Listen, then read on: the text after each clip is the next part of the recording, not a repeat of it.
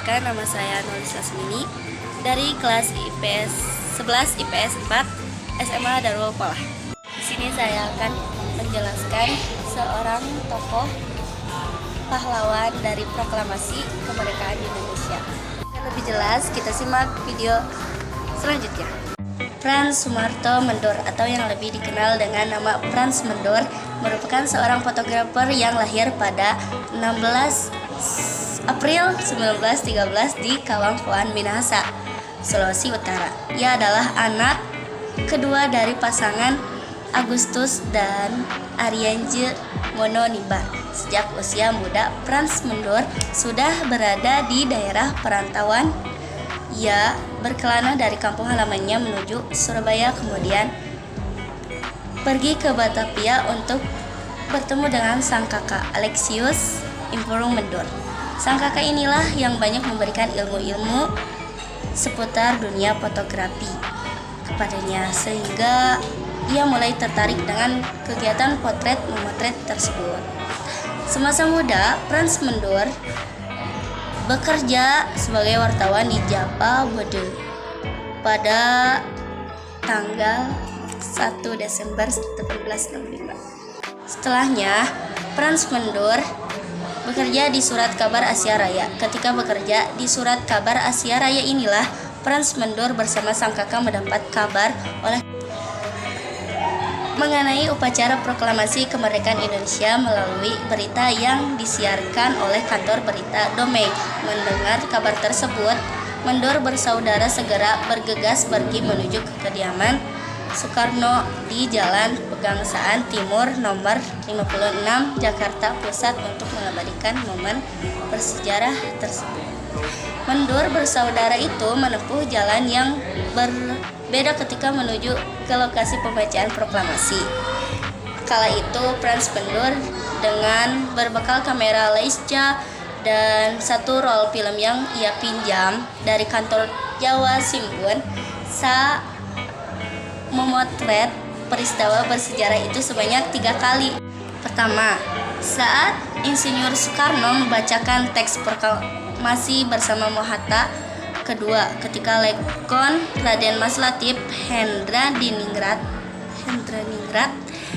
Suhud Sastro Kusumo dan Surastri Karma Trimurti mengibarkan sang kakak bendera merah putih.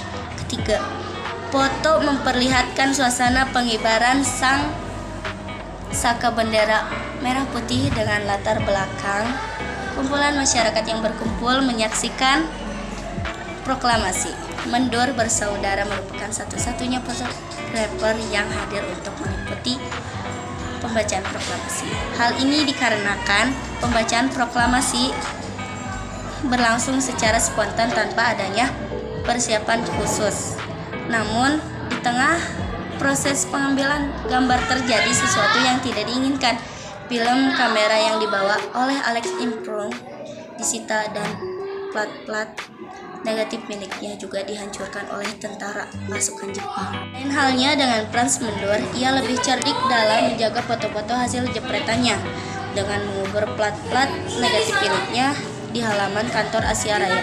Ketika tentara Jepang menggeledah seluruh hasil fotonya, Frans Mendor membuat pengakuan kepada tentara Jepang bahwa negatif film miliknya telah dirampas pihak barisan pelopor pendukung Soekarno. Setelah suasana lebih aman dan kondusif, ia mengambil negatif film tersebut dan mencetaknya secara diam-diam di kamar kantor berita Domei.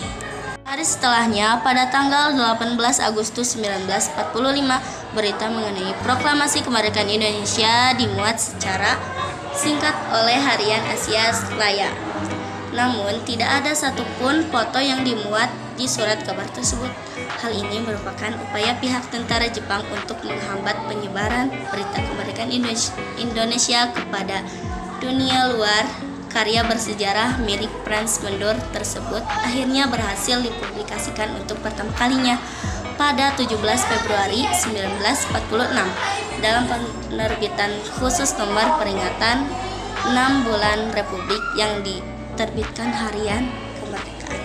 Foto-foto mengenai proklamasi dan peristiwa di sekitarnya yang dipotret oleh Franz Mendur sejatinya menjelaskan bahwa bukti sejarah secara autentik merupakan fakta yang tidak bisa terbantahkan mengenai peristiwa masa lalu. Selain itu, melalui karya-karya Franz Mendur inilah dapat dipahami bahwa proses meraih kemerdekaan hingga terlaksananya pembacaan proklamasi tidaklah diperoleh secara instan, melainkan diiringi dengan perjuangan dan pengorbanan dari seluruh bangsa Indonesia. Dan itu saja yang dapat saya sampaikan.